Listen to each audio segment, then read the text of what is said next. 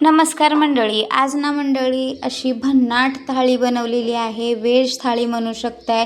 आंब्याचं सीझन चालू झालेलं आहे आणि असा कधीतरी नक्की बेत बनवून पहा. अचानक पाहुणे रावळे आले तर असा झटपट पदार्थ बनवून तयार होतो. नक्की व्हिडिओ शेवटपर्यंत बघा म्हणजे तुम्हाला कळेलच. आता याच्यामध्ये मी आमरस काळं पडू नये म्हणून काही टिप्स सांगितलेल्या आहेत. पुरी टम्म गुबगुबीत फुगलेल्या आहेत, मऊसूत झालेल्या आहेत, त्याच्यासाठी काही टिप्स सांगितलेले आहेत. आणि आता इथं मसाल्या भाताचं सांगायचं झालं तर व्हेज पुलावसुद्धा म्हणू शकता, बिर्याणीसुद्धा म्हणू शकता, ऑल इन वन आहे. आणि याच्यामध्ये जे घरात साहित्य अवेलेबल आहेत तेच वापरलेलं आहे, याच्यामध्ये वेगळं काहीच वापरलेलं नाही. तर बघू शकताय, असा कधीतरी नक्की बेत बनवून पहा. आता न वेळ वाया घालवता आपण रेसिपीला सुरुवात करूया. आता इथं गव्हाचं पीठ 2 वाट्या घेतलेलं आहे, त्याच्यामध्ये 2-3 चमचे रवा टाकलेला आहे. रव्याने मस्त पुरी आपली टम्म गुबगुबीत फुगते आणि मऊसूत होण्यासाठी मी इथं तेलाचा वापर केलेला आहे. आणि आता चवीनुसार थोडंसं मीठ टाकून घ्यायचं आहे.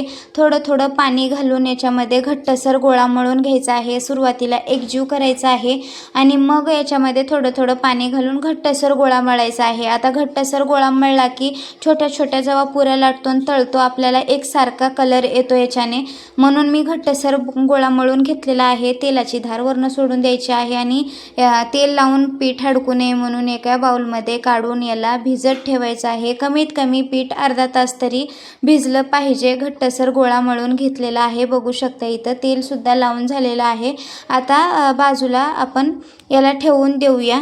आणि आता आपण आमरस बनवायला घेणार आहोत. आता इथं मी आंबे अगोदरच पाण्यात टाकून घेतले होते. 1-2-3 मिनटं पाण्यात आंबे टाकून घ्यायचे आहेत, म्हणजे जे वरला चीक वगैरे असतो याचा तर ते आपल्याला असा धुवून काढायचा आहे, म्हणजे भिजला जाईल थोडासा पाण्यामध्ये भिजत घातल्याच्या नंतर. अशा पद्धतीनं धुवून घ्यायचे आहेत आंबे सगळेच. आणि आता याला चाकूने वरचा भाग काढून टाकायचा आहे, जो देठाकडचा असतो. आणि आता याची साल पूर्णपणे आता मी जे व्हिडिओमध्ये दाखवत आहे ते तशा पद्धतीने काढून टाकायचे आहे.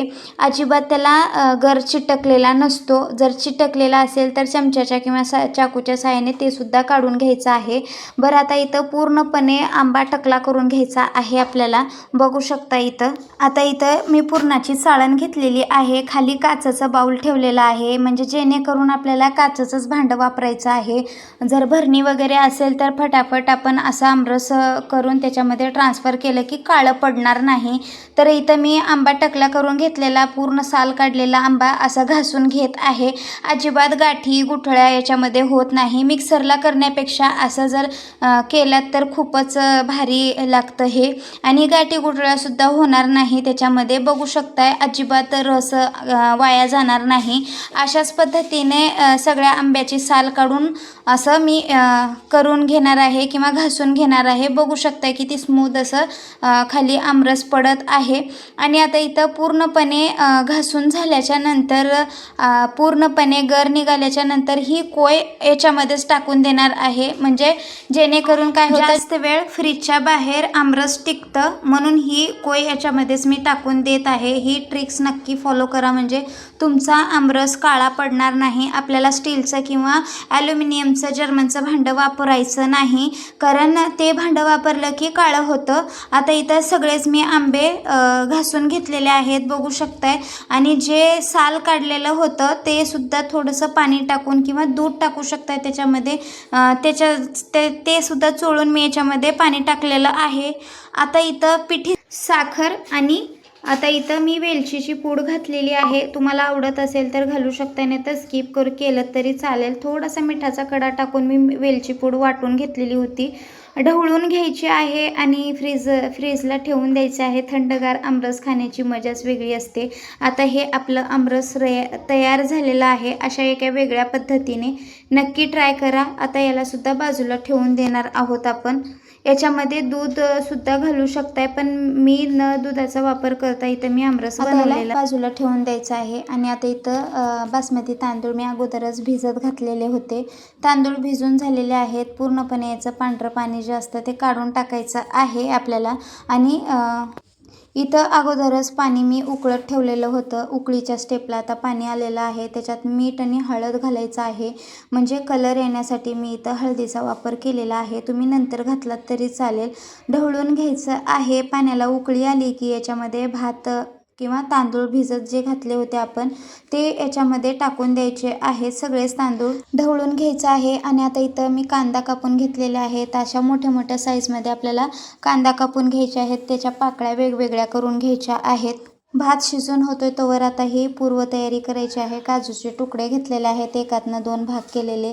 कढीपत्ता घेतलेला आहे. आता इथं मी शिमला मिरची, गाजर अशाच पद्धतीने मोठं मोठं कट करून घ्यायचं आहे. म्हणजे जे भाज्या तुम्हाला आवडतील, जे अवेलेबल तुमच्या घरात आहेत तेच भाज्या मी इथं वापर केलेला आहे. आणि याच्या व्यतिरिक्त भाज्या स्किप केल्यात तरी चालेल. साधासुद्धा मसाले भात जरी बनवलात तरी चालेल. पण मी इथं भाज्या माझ्याकडे होत्या म्हणून मी घातलेल्या आहेत. आता हे झाले पूर्वतयारी आपली थोडक्यात. आणि आता इथं बघू शकता भात आता आपला अर्धवट शिजलेला आहे किंवा 90% शिजलेला आहे आता आपला भात. पाणी आणखीन राहिलेलं आहे त्याच्यामध्ये. अजिबात काळजी करायची गरज नाही. मी गॅसची फ्लेम बंद करणार आहे.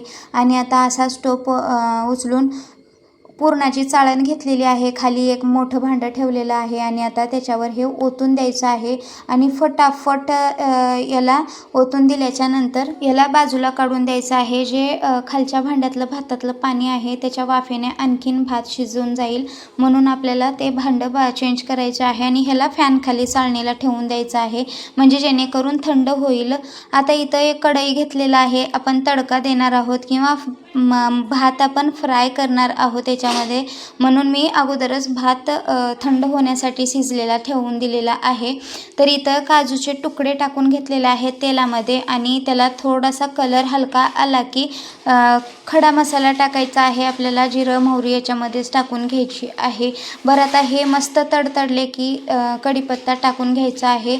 कढीपत्त्यासोबत लगेचच आपल्याला जे भाज्या कट करून घेतलेल्या आहेत, शिमला मिरची, गाजर आणि कांदा, ते सुद्धा याच्यामध्येच टाकून घ्यायचं आहे.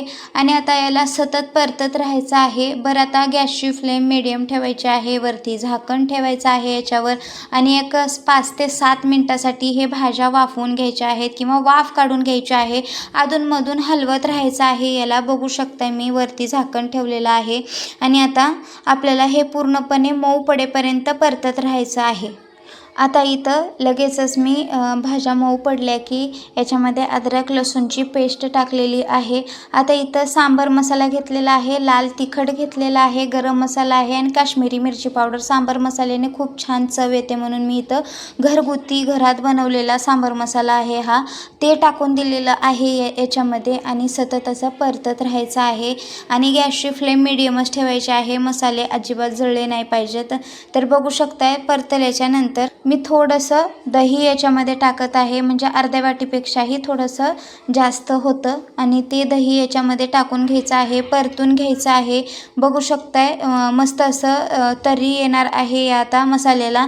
आणि खूप छान चव येणार आहे या व्हेज पुलावला म्हणू शकताय किंवा बिर्याणी मसाल्याला म्हणू शकताय.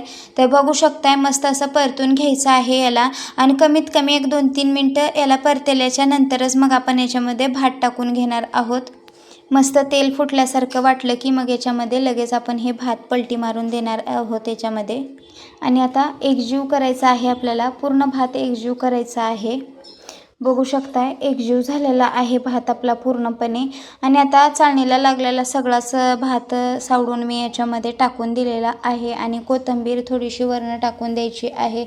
मस्त असा भात आता आपला रेडी आहे. व्हेज पुलाव, व्हेज बिर्याणी किंवा मसाले भात म्हणू शकताय साधासुद्धा आपला. आणि आता हे सुद्धा एकजीव करून घ्यायचं आहे. आणि आता रेडी आहे आपला भात सर्व करण्यासाठी. बघू शकताय मी पुऱ्यासुद्धा छोट्या छोट्या आकारामध्ये लाटून घेतलेल्या आहेत. आता पुऱ्या लाटण्याचा व्हिडिओ वगैरे पूर्ण डिटेल बघायचं असेल तर अगोदर पण मी व्हिडिओ अपलोड केलेला आहे चॅनलवर. तर त्याची लिंक डिस्क्रिप्शन बॉक्समध्ये देणारच आहे, ते जाऊन नक्की चेक करा. आता इथं बघू शकताय मी पुरी तळून घेत आहे. अगोदर तेल कडक गरम करायचं आहे कडकडीत आणि त्याच्यामध्ये पुरी मस्त अशी टम्म गुबगुबीत फुगत आहे. बघू शकताय तुम्ही. अशाच पद्धतीनं बाकीच्याही मी पुऱ्या तळून घेणार आहे. आणि आता सर्व करण्यासाठी पुरी, भात आणि आमरससुद्धा रेडी झालेला आहे. आता मी सर्व करून घेणार आहे. सगळ्याच पुऱ्या माझ्या टम्म फुगत आहेत. आता तुमच्या समोरच मी पीठ मळलेलं आहे, तुम्ही बघू शकताय. व्हिडिओ नक्की शेवटपर्यंत बघा म्हणजे तुम्हाला कळेलच. तर चला तर ताट सर्व करून घेऊया. भात रेडी आहे, आमरस रेडी आहे आणि पुऱ्यासुद्धा तळून झालेल्या आहेत. माझा व्हिडिओ तुम्हाला थोडासा जरी आवडला असेल तर प्लीज लाईक करा, शेअर करा तुमच्या मित्रमैत्रिणींना, नातेवाईकांना. त्यांना पण अशा नवनवीन रेसिपी पाहायला मिळतील. परत भेटू परत अशा एका नवीन रेसिपीसोबत. तोपर्यंत धन्यवाद.